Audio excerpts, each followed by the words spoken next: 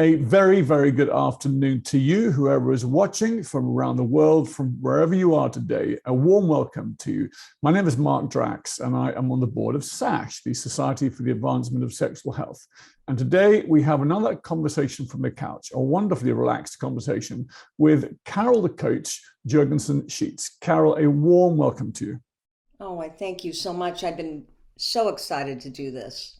Well, it's bless you for your time. You're over there in America. I'm actually over here in England, so we're quite far apart. But thanks to the modern, the joys of Zoom, here we are chatting away as if we're next door to each other. How are you? How's America? Well, America is good, and I'm actually in my vacation home in Florida, and Beautiful. I'm a Midwest girl. I'm from Indiana, and so they're experiencing 10 degrees below zero, and we've got a cold spell too, and it's about 75. A cold spell at 75. Yeah. I now know why you're in Florida. Yeah, it's -1 here tonight, so I think I'm jealous. Carol, you've kindly given up your time today to talk to us about two things, mainly your coaching methodology, your how you help people, and a new book.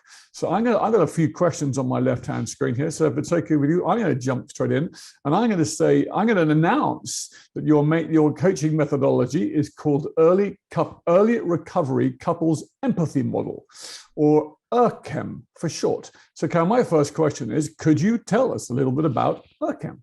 Well, absolutely. Mark, I'm a CSAT, and I'm a SASHer, and I'm an APSATS person. So I love working with addicts. I love working with partners. And I really felt like we were lacking something in working with couples. What I know to be true is that it is so important for us to handle our couples so delicately because they've been through the worst betrayal ever, and we don't want to make it worse. We don't want to cause treatment-induced trauma. And so I started working with addicts, and they were doing so remarkably well. I mean, when I hooked them up with all the tools and expected with the firm line that they do those recovery tools, they got better, and they got better quick, but their wives were on the floor in the fetal position. And so they weren't getting better, and I realized that my approach was really all wrong. Because truly what was happening, the phenomena that typically happened, is that the wife called me. I happened to be the only CSAT in our city. So she would call and say, I want my husband seen. Now, from a clinical standpoint, we are not allowed to talk to her about him. So I would let her emote, and then I would say, he's got to call me. And so he would, and we'd get him right in. And then I thought, I'm missing a valuable and a very rich opportunity for her to come in and meet me. She's not doing better. She's not doing well, and she typically was not linked up with resources. So I changed my whole approach, and I said, no matter who called, if they were in a coupleship, I said, I'd really like your spouse to come in for the first time. I, A, wanted both of them to see me, and B, I wanted to make sure that she had resources that she needed. Now, I say he and she as if that's the only way to have that kind of situation. And I work with homosexual clients. I work with transgendered clients. I mean, it's not one sex, but for simplicity's sake, the majority of my clients are the man's the sex addict and the woman is the partner. So I brought them in together, and I introduced him to help them heal, help her heal. And for anybody that doesn't know, that's an empathy workbook to help addicts learn empathy so that he can help his partner heal. And what I know is that partners most often will do the reading, will look up the workbook, will see what he wrote. And so it really should have been a much more mutual situation. No reason to set up for secrecy. There's already been enough of that. So I would have them come in, I would expose them to resources, I would tell them what I felt like they needed to do and what my protocol was, which I'm sure so many of our professionals are using the same protocol, which is a formal disclosure, a therapeutic disclosure, an emotional impact letter, a restitution letter, and of course that polygraph after the formal disclosure. So once they did that, I figured out I had made enough of a connection that the partner was saying, can you work with us? We don't even know how to talk to each other. I don't know that I want to talk to him, but I know that I need help if I'm going to. And so I started the Help Them Heal model, which is ERCEM. And ERCEM stands for Early Recovery Couples Empathy Model. And that is a model that is very strict to a protocol to not induce trauma and to also help them heal together. Because, you know, my Help Her Heal was based on the fact that men typically want to fix a situation.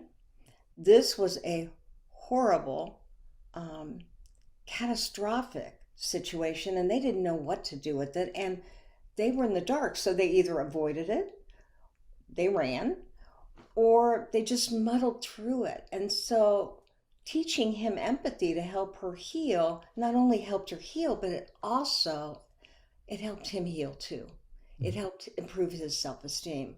So that is the foundation. It's a real merger between the APSATS model, which believes that partners have 3 stages to partner betrayal, and the Help Him Heal, Her Heal model, so that they can work together from the get-go. And that's ERCEM, and I'm just so happy about it. It's not couples therapy, it's early recovery couples work. Well, yeah, I'm sitting here resonating so strongly with this, both from the perspective of having been effectively, I haven't been your client, but I've been one of your clients. Metaphorically speaking, I've been through a lot of treatment since 2004. And I believe I'm finally clean and safe on this planet. But I have been the perpetrator. I have hurt women. No, I've never physically hit a woman, but I've caused pain. I've caused myself years of loneliness and pain. And I can recall, even from a more recent relationship about 5 years ago, when I was caught out again. And I said sorry. And of course, I was so the man who wanted to say sorry and then get on with life and assume that my apology was enough. And when that poor lady brought it up again, my attitude would be, look, come on, I've said sorry. Why do we have to keep talking about this? And I had not even 5 years ago, 5 and 6 years ago, what I'm talking about, even as recently as that, I still had not got what you're talking about. I had not understood, learned to not only take ownership for my actions, but to practice the empathy, because I was still so steeped in the shame. Brene Brown says that if you put shame in a petri dish and bathe it in empathy, it cannot survive. I love that quote. And so what you're talking about is yeah, I'm not going to deny it's a little bit striking close to my heart. But I now help men for a living to do exactly what you're doing, but I'm not trained or qualified to help the partners. But I do occasionally have a wife come in and see me if I have a male client who after a very good, as you said, we can get the men doing the stuff. But the problem is if the women aren't getting the help, then they're going home to a lion's den sometimes. And either the woman is on the floor in the fetal position, as you described, or she's raging at him. Either way, it's not a safe environment for either of them. And what I have said to some of my male clients is, tell your wife to come see me privately. And I'm very strict in never discussing him. But what I do is I explain the mechanics of addiction with the goal of just moving her from seeing this man as a lying, cheating bastard to seeing him as a hurting individual. someone that has been hurt and is hurting, damaged. And if I can just start that and just start to get a curious to understand that, and then say, you need help, and then I recommend a good therapist, then I've started to do what you're doing, but you're doing it together. So I hail your ERCEM model and all you do. You've answered my second question, by the way. I had what made you create this model. If you've got anything else you want to say to that question, go for it. But otherwise, I've got another one for you. Well, I'm a supervisor for APSATS, and could you just tell the audience exactly what I'm APSATS? You say just tell them what APSATS is. Yeah, APSATS is a partner-sensitive organization. It's APSATS, and it really stands for the Association of Partner-Sensitive Training for Trauma. And we look at partners as going through trauma, as opposed to being codependent or just acting irresponsibly. You know, you mentioned that they're either in the fetal position or they're raging. And we all know that the amygdala holds those three reactions: the fight, or flight, or the freeze. And so you're exactly right. Not only may he be dealing with someone who's raging, and I've had the most wonderful women that have never done a negative, violent, aggressive thing in their life push their husband down the stairs because they're both carrying laundry, and her brain takes over, that amygdala takes over, that limbic system takes over, and she just does something totally out of character and unacceptable, right? Mm-hmm. And it's never okay to be violent. But not only does he say, what the heck, or he may say, I deserve that, I deserve that. But she's saying, my gosh, am I going crazy? What is wrong with me? I am going crazy. And so having them in my office after they've gone through that process, that 4-part process, and begin to talk about what they need and want and feelings, it's not therapy. It is early recovery couples work. And so more oftentimes than not, he doesn't know how to do this stuff. He didn't know how to do it before, let alone now. Right. And because she's going through some brain trauma, her brain is not functioning. And this process allows both of them in the safety of an office with an ERCEM specialist to do the work they need to do to work into safety and stabilization, that first phase that APSATS created. APSATS adapted that model from Judith Herman, who used it as a trauma model. So they didn't create the whole thing, but they made it, they adapted it for partners.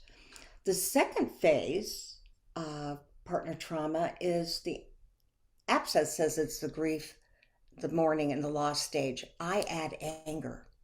Because that second phase of partner betrayal, we want to help them work through that. And then we want them over at post-traumatic growth. Right. Not just her. We want them both to be there. And oftentimes, he could have gotten there a lot sooner, but he doesn't dare. That guilt and that shame is the roadblock that keeps him from really feeling good about himself while she's still hurting. So if they can move towards that together, and that's what this model is all about, the healing is amazing.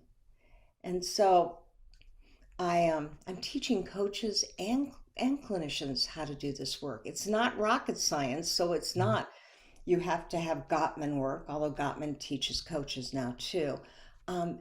But it is very, very specific. There are exercises that they do. My Help Them Heal that I just wrote, that's at the publisher right now getting illustrated. That's really a roadmap to teach them together how to heal from sexual betrayal. But I really say, hey, you can do this on your own, but I want you to have a safe person. I want a specialist on board. Because we all know that this is probably the worst thing, other than the loss of a child, that a couple can ever go through. Thank you for explaining all of that. And APSATS, an organization I'm very familiar with, Barbara Steffens. now no longer at the helm, but very much the founder, etc. And I've sat through many an APSATS lecture at our own conference and been moved to tears. It helped me, your work and all the work that you and APSATS do and have done have helped me come to terms with the fact that a woman suffers PTSD when she stumbles into this kind of betrayal. It's not a sort of pat on the back and, I've heard horror stories, I'm sure you have too, of where some therapists have basically said to a wife or a woman or a partner, listen, just open your legs a bit further and everything will be all right if you do what he wants. Mm-hmm. And I mean, that's the tragedy of years gone by, a lack of understanding of what's going on in both people. There are two hurting people here. So your couples model is essential. You've clearly discovered that this early recovery work needed a different slant. Could you just maybe give a couple of bullet points of what is so specifically different about your ERCEM model, how the ERCEM model approaches it differently to other models? Well, I'm a big believer in empathy too, and Brene Brown is my hero right now. Mine too. Hopefully there'll be another hero coming up, but she is just amazing. And so a lot of my work in Help Her Heal had the foundation of Brene Brown's work, having the courage to be vulnerable, having the courage to stay in the room and contain her pain. And so I took the Help Her Heal model, and I actually had developed some exercises from the get-go where he would write out what he was willing to do to make her feel safe. And they could, as a therapist, you could do that one of three ways. You could have him write that out, give him that as homework. He comes back with her, he reads it to her. She then adds to it, so it's a more comprehensive list. It makes her feel good that she's a part of the solution. We want to teach him how to be a part of the solution, but we also know she needs that. Or the exercise might look like this. You hand him both worksheets. Okay, this is about what he's willing to do. You create your list, she'll create hers, and then let's talk about it together. But it's not just talking about it together. One of the things that the great Alex Katahakis taught me is that if there's one thing you do in work with couples, is that you have them face each other, knees to knees, a very safe touch. You have them look at each other's left eye, the window to the soul, but also that part of the eye that handles the emotional aspects for the brain. And then you have one person go very slowly into whatever they're reading, whatever they're feeling, whatever they need to talk about. Well, the willingness exercise, he would read off his willingness and then they'd switch. She would then read off what additional things she needed from him. He would add to his list. Sometimes she says, we've been doing this for 18 months and we just now are working with Carol. I don't always get somebody from the very start. I work with partners and couples that have been in this world for 30 years. So she may say, I don't need a polygraph. I feel like I'm at the place where I want to begin to start trusting you and trusting me. So there may be some things that she takes off his list. And, it's such an empathy exercise for her to see that he realizes what he needs to do to make her feel safe. Remember that first phase of partner betrayal. But it's also an empathy experience when she can say, I don't need you to take that polygraph. Mm-hmm. I want to start trusting you on my own. You've been doing well enough. I think I'm at that place. And so that might be an exercise that I would give them. Now, I said there are three ways to do it, and you've just heard two. The other one is to actually have her come up with the willingness list, and then he reads it back to her. Mm-hmm. And then he gets to add what he believes she might have missed. And he always does. You know, what I find is that when an addict's brain is calmed down and they're in good recovery, and by the way, I would not begin to do this work unless he had at least 90 days. Um, they are very able to see the extra things they need to do if given the opportunity in a safe environment to give her that gift. Because, Mark, I say it is a real gift when he is willing to sit with her, hold her pain, figure out together what they can do to get her anger out, to have her grieve, you know, to know that she's doing the splits and actually has 1 foot in post-traumatic growth and 1 foot in safety and stabilization. Sometimes that happens. So it's a real connection that they feel that I just don't believe they'd get the opportunity to do in the way that this model represents. It is so slow, it is so safe. And, you know, I hear it over and over and over again. It's not about it's not about me, it's about what I teach them. So what I hear is, oh my gosh, we've been to 6 couples therapy and we could never make it past the 10th session. Or, oh my gosh, she sided with her all the time. There was no acknowledgement of how hard I was working, or vice versa. Yeah. So it keeps the therapist or the coach out of the middle, and they're less likely to get triangulated. Mm. Oh, I'm feeling yummy just talking to you, Carol. You have such a huge heart. The whole thing of safety is something I teach the men I help today. I got a lovely example to share with our audience of the subtle nuances of what safety means. I have a couple right now, and I have spoken to the wife a few times on the principles of addiction and stuff. But obviously, I'm working with him, and he's come back to me a few times and said, you know, I just don't understand why she hasn't picked up the phone for several days now. And I happen to know because she had sent me an email laying out a whole bunch of fears. And what was actually happening was, 1 minute he'd pick up the phone and he'd be, I miss you, and very loving. And the next he'd pick up the phone, sometimes on the same day, let alone a few days later, and say something sarcastic, say something gnarly. And so she's got to the point now whereby she doesn't feel safe because she doesn't know who's going to be picking up, who's going to be calling her.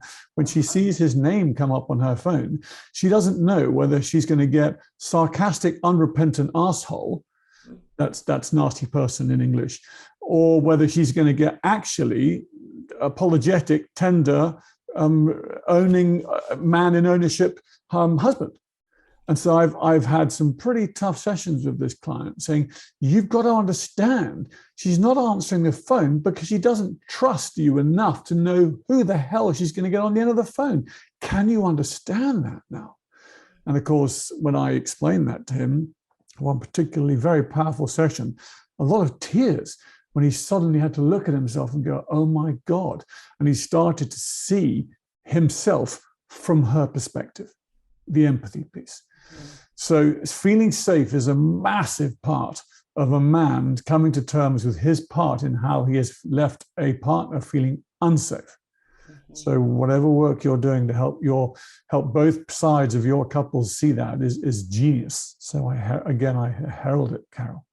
Yeah, well, Mark, what you just described was a beautiful empathy intervention because you actually, in working with him, helped him to see another perspective. And Brene Brown says that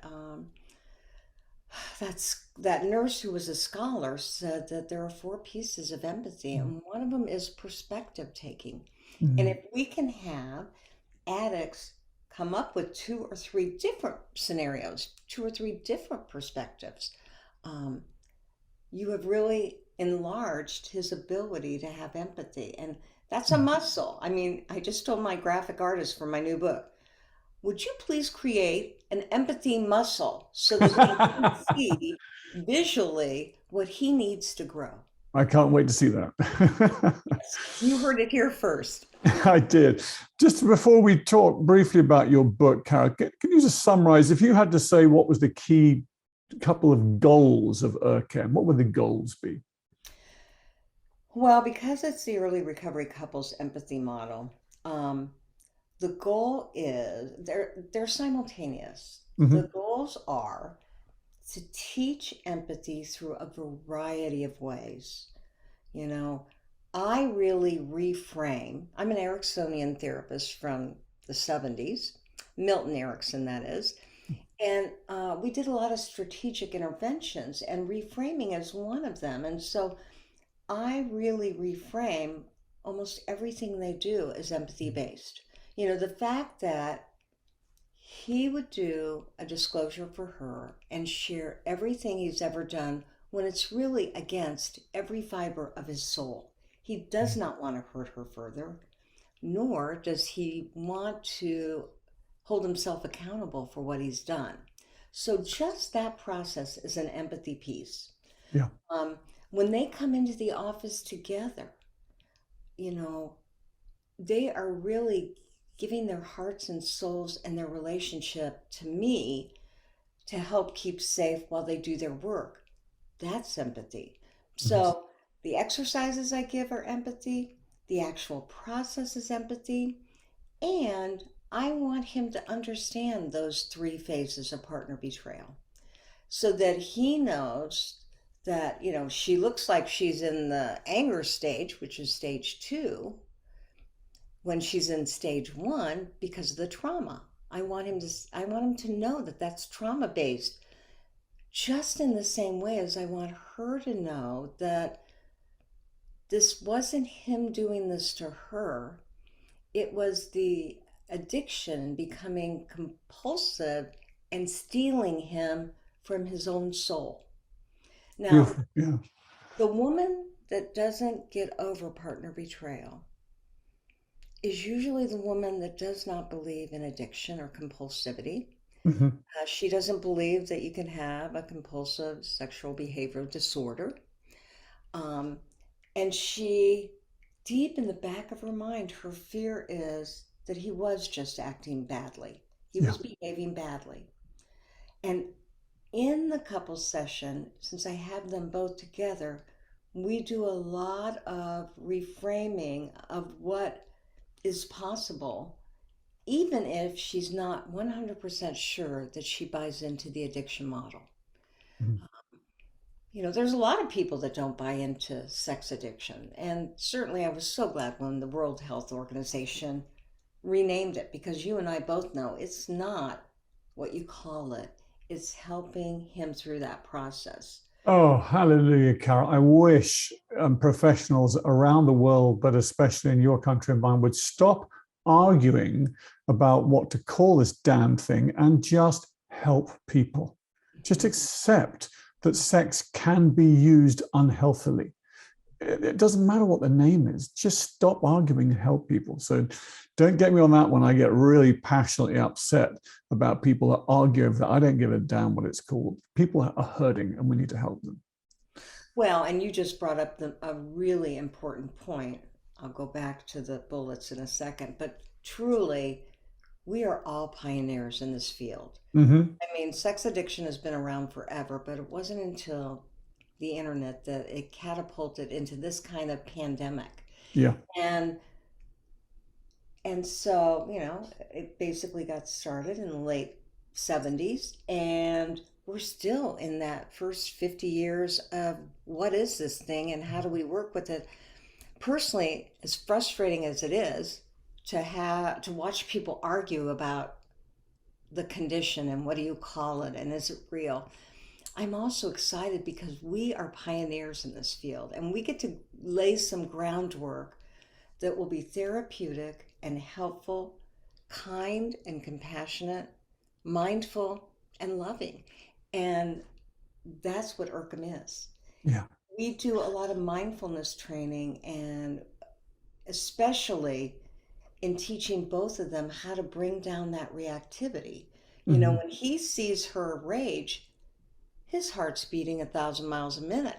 What do you do to bring down that reactivity in you which is really shame reduction Right. and mindfulness combined.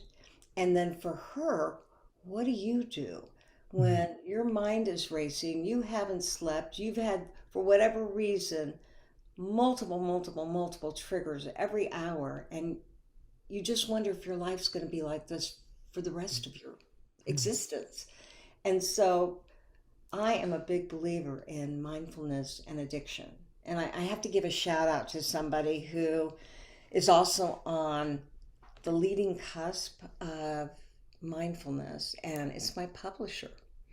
Darren Ford is a CSAT, Mhm. and he started a publishing company, and he's also got this incredible mindfulness training, and it's specifically for addicts and partners. And so I am learning things that I didn't get in my CSAT training. You know, you can only get so much as you certify, and thank goodness for SASH and for ITAP and for APSATs to have opportunities to learn more and more and more, right? Beautiful. Yes. Yeah. But he has a whole mindfulness component specifically for these folks and the professionals that work with addicts and that work with partners. And it's just amazing work because it's very empathy based and it's very self compassion. And you probably know, Mark, that partners do better when they practice intentional self care Mhm. and they remove themselves from the definition of I'm a partner. I mean, we that's what we really want to get them to do is understand he may have a problem, he may have had a problem. I don't know where he is on his journey, but she does not need to be defined by partner betrayal. She needs to move away from that and create her own life again, whether that's living in the same house with him or apart from him. Yeah. And so our couple work, our ERCEM work, teaches them both mindfulness and how to detach from the mind states and the mind stories that they've told themselves, which obviously goes into a lot of cognitive distortions Mhm. because that's what both of them have ruminating in their head 24/7. Yeah. Very much. I can remember mine. Mhm. Carol, and on top of everything you've described, already discussed, you have a new book out. I do. It's not out. Well, And, not quite, and but tell us what's coming.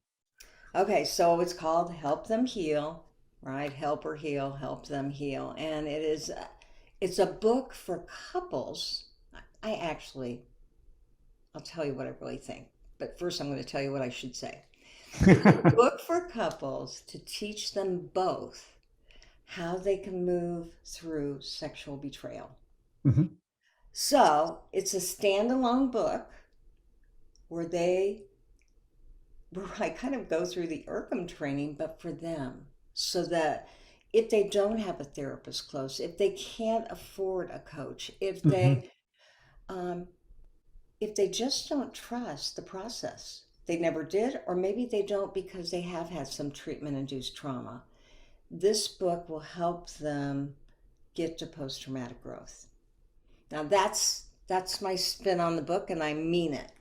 However, when I developed this training, which is a 4-day training, I did it with Jake Porter. He was my co facilitator. So Jake and I did this together. Have you ever heard of him?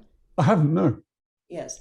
He's a PhD, an MDiv, he's a coach. He's taken every training in the world and he runs a clinic in Houston, Texas. And I know he's been to SASH, so you'll have to get to know him. He's amazing. I picked him specifically because his compassion is so high and his empathy. And we train, again, clinicians and coaches. We do a 4-day training, and then they have the option of becoming certified by doing 10 additional hours with myself and Jake and another supervisor. Now, the truth of the matter is, I really believe that this is a certification that could take 50 hours of supervision. But what I trust to be true in my gut is that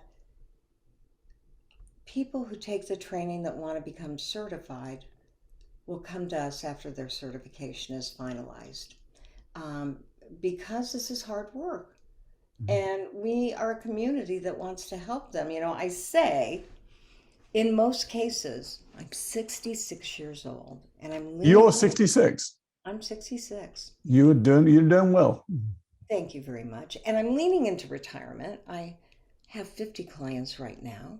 Well, don't retire anytime soon, Carol, please. The world needs you. Well, thank you. I just want to change what I'm doing. So ERCEM is a way to do that. It's a way to train people so that they do the work properly. And then the book is a way to train clients. And then the professionals and the clients can do it together because they've got a roadmap. And the professionals can buy the book and have that roadmap. That's what they did with Help Her Heal. So many professionals read the book and then used it to help her heal, help him to help her. And then they started groups. I find that, at least for Help Her Heal, groups are an amazing vehicle to help. You do a 12 or 15-week group, you teach them the concepts, they all help each other, and of course they share their own stories. That being said, I've got a new website. I have two websites. It was carolthecoach.com. Tell us all, just make sure people know that. Yeah, carolthecoach.com is more post-traumatic growth. It's more about coaching. It's more about being healthy. That was my first website. And then I had Sex Help with Carol the Coach. And Sex Help with Carol the Coach was my website for addicts. Well, then I had a podcast called Sex Help with Carol the Coach. Mark, you may not know this about me, but I had the first podcast on sexual addiction in the world. Really? Mm-hmm. Congratulations. I did not know that. Right. And the first year, I don't look at demographics or anything. I was just wanting that podcast to help men heal. In the first year, I looked at the demographics and it was 53% women. And I went, those are not female sex addicts that are listening to the show. No. Those are wives trying to figure out what's going on with him. Yeah. Because it was a podcast, I couldn't do call-in. I've done radio shows my whole life where people called me and asked for advice and resources and that kind of stuff. Broke my heart that I couldn't do that. But, there's a lot of pranksters on podcasts. Mm. So I really couldn't have my listeners call in. Mm-hmm. So when I realized that the show was really women that wanted to understand that, I started speaking more to them on the podcast. And then I started working more with partners by themselves. And I had one partner who told my very best friend, who's a clinician, that referred her to me. She said, "Oh, I like Carol, but she doesn't get me. She doesn't get partner betrayal." And I was aghast. I was absolutely aghast because I did get her. And I thought, what am I doing that doesn't convey that I get her? And that's when I took the APSATS training with Barbara Steffens. Barbara and I now have been teaching the trainings to coaches and clinicians all over the world since 2017. So now I am co-facilitating with Barbara, who's amazing and also in retirement, kind of, sort of. So when I got that training, the trajectory of my work changed drastically. And I'm really a person that thinks that things that happen to us happen for a reason. I needed to hear that partner tell my best friend that I didn't get her, or I wouldn't have gotten that APSATS training. And that APSATS training helped me to write Help Her Heal. And then Help Her Heal became the genesis of my work, but I decided to include couples. And now I have helped them heal, and I have an ERCEM website. And so I have to admit, I'm going to bribe anybody who's listening. And I mean this from the bottom of my heart because I am retiring and I want this work to move forward. Here's the bribe. If you decide to take the training, and the next training with Jake is March 28th through the 31st. It's an online training. APSATS is sponsoring it. You just go to their website, look under training, and ERCEM will come up. If you decide to do that, and you do it by the end of January, we'll get you $100 off. If you take the training, I'm going to put you in my book, Help Them Heal, as being trained in this stuff. If you get your certification or are in the process, I'm going to put you at the top of the book, at the top of the list for ERCEM trainees. Because if you're getting certified, you're really serious about doing this work. That's my bribe. But it's also my hope for this world that we get more ERCEM specialists. Now, you can go to my website, which is no longer Sex Help with Carol the Coach. It is not, well, it is, but it's ERCEM too. It's Help Them Heal. And so put in any of those three words, www, Help Them Heal, www.ERCEM, www, Sex Help with Carol the Coach, and you'll get my ERCEM website. And I keep adding tools so that for the next 15 years, you will have more and more tools, and I'll be doing more and more trainings to help you to help them heal. Because I think it's amazing what we do individually with partners and with addicts. But the truth of the matter is, you can't do couples work right off the bat. They're not ready for it. They really have to work and at least get into phase 2, which is the anger and the grief work. And that has to be in a safe environment. And that's what ERCEM provides for our couples. Carol, I just want to spell something out to the audience who might not have clocked what I've just heard. What I've just heard is a lady who is open to her own part in her own life, who is open and brave enough and open-hearted enough to hear a complaint and turn it to deeper learning. That's called doing your work, Carol. And I want to sing that out. I'm not trying to blow smoke up your what, but I think it's important that people realize when someone does their own work, it makes them safe to help other people.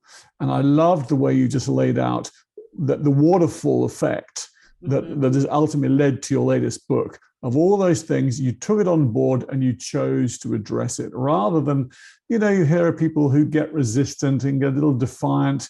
And I'm talking about my own past in relationships, let alone when a client confronts you. You've got to be open to deeper learning. One of the most useful quotes I ever remember from my days at university a few years ago now, I had to read Sun Tzu's The Art of War as part of a strategic management course.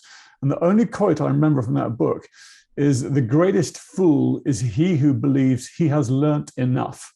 Well, obviously you can interchange the he with a she or whatever you want today. But the person who believes they have learnt enough is a fool. You are clearly not a fool, Carol. So I just wanted to paint that lovely picture because you deserve the accolade because you've worked so hard to help other people. But you've done that because you've helped yourself first. So just want to make that very clear to people.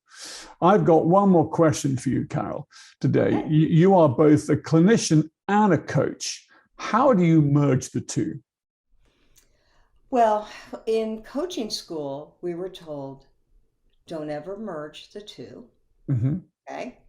In coaching school, we were told, now remember, you didn't know this, you don't need to remember it. I did my coaching training in 2005. Mm-hmm. No, I'm sorry, 2000. When September 11th was 2001, right? Yes, it was. Okay, I did my coaching training in 2001. And so it was old school. It's kind of like when we know better, we do better. And so the truth of the matter is, we were also told never work with a client who has mental health issues, never work with a client who has trauma. Let the therapist do that, and when they're ready, bring them onto your practice. Mm-hmm. And just like a lot of other things that I learned that I did until I figured out differently. It was at the end of that coaching training by IPEC. It's an incredible coaching school. he said, Carol, what are you going to do next now that you've done this training? I was already writing in the paper a column called Carol the Coach, and I was on radio and I was doing television segments. And he said, what are you going to do next? And I said, I'm getting a real calling to work with sex addicts. And he goes, that's an unbelievable coaching niche. Now, this is the president of the coaching school. And I said, what? I go, you have been harping, as has your staff, and I felt at that point, understandably, don't merge the two, and definitely don't work with a population that has significant mental health issues.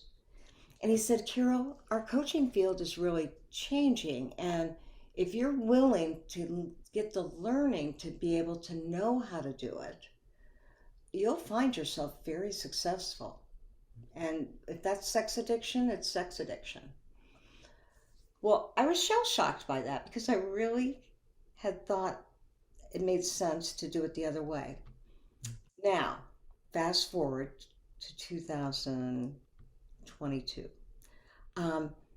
I always had merged coaching in my practice because it's very post-traumatic growth oriented.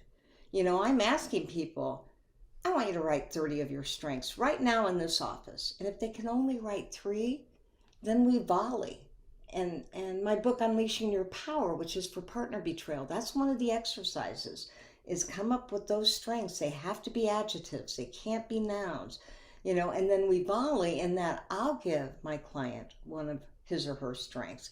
And then he has to come up with another one. And then I give it back. And then she does. It's actually one of our exercises we do in ERCEM, and they do it for each other. And if you don't think that's hard for a partner to have to volley back and forth his strengths, right? Because I'm sure you've heard this, Mark, if nothing else in the trainings. When you ask a partner to affirm and notice the good works of her husband, her natural reaction, understandably, is to say, I'm not going to be his cheerleader for doing the right thing. He should have been doing the right thing all along. And although I do understandably get that, I re-explained to her that he's a human being and we all need those affirmations. It's one of the love languages, right? And that she can withhold that is her prerogative. But if she wants the relationship to heal faster, she's got to have empathy for what he needs from her. Mm. And so we turn that empathy piece, aka ERCEM, on her a bit. If there was one thing that I believe Help Her Heal did an injustice to, is that I do believe he's in the doghouse, so to speak, and he is doing all these things to make it better. And sometimes a partner likes that power, and she kind of sits up taller and stronger, and she starts being a bit of a dictator because she wants a sense of power and control, understandably. And so in Help Them Heal, I really make sure there's a default system where they keep going back to, what does he need for empathy? What could I do here that would move us closer as opposed to further apart? And so back to the original question, I've always merged coaching into my therapy. Well, now what I've learned is that this empathy work is more coaching than therapy. That's why a coach can do it. It really is a very systematic way of teaching couples how to do the work. Even the anger letters I do, even the Vesuvius I do, where couples stand face to face and he holds her pain and she, for 3, 4, or 5 minutes, lets him know typically what was in her emotional impact letter at any volume and in any way. And I teach him to wear Teflon. And he wears the Teflon. He repeats the mantra, this is not about me, this is about my past. Mm-hmm. And together they externalize that anger so that she can get closer to surrendering it. Because you never have to forgive, but you need to externalize that anger in healthy ways, yeah. or it ends up eating you. And we don't want that to happen to her. So we go through coaching skills and practices. The last chapters are on post-traumatic growth, and they're all coaching tools. Act as if, fake it till you make it. Um, there are just, I won't say hundreds of tools, but a lot of recovery practices that I want them to engage in, even something as um, scary as, folks, you've got an assignment to go and have fun for 24 hours and not talk recovery, not do recovery, not talk betrayal, not feel betrayal. You have to pretend, act as if you're a couple that this has never happened to. Mhm. Because the truth of the matter is, I really agree with Esther Perel.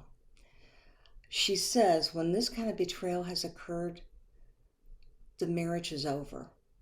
And that some couples marry 2 or 3 times in a lifetime.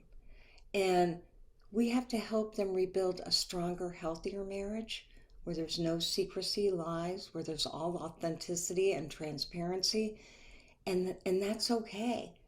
I want them to have their best life. My tagline is live the life you deserve. And that's exactly what I want for both of them together. Beautiful. Carol, thank you. As I was listening to you, I was thinking of the challenge sometimes of helping a partner understand that they may have a history of avoiding doing their work because it is more convenient for their partner to be the whole problem, which is never the case. These things are always, in my opinion, 50-50. They may not look it on the surface, but there are always two sides to the story. And at best, they're 49-51, but I think it's mostly 50-50. And helping them both to deal with their own stuff, that is the best way. I think that's the best thing we can do as coaches and clinicians. Your work is absolutely critical and so needed, Carol. And it has been such a joy hearing you talk in such detail about how you came to this work, why you do it, and the passion you bring to it. And you're a busy lady, so I thank you so much for your time today. Any last words in particular where people might find you next? You've already mentioned your ERCEM course starting in March, did you say? Yes, Anything March else you'd like to 28th. tell the audience before we say goodbye? No, I just always appreciate feedback. And so, SASH has an amazing group of professionals. They come from so many diverse backgrounds.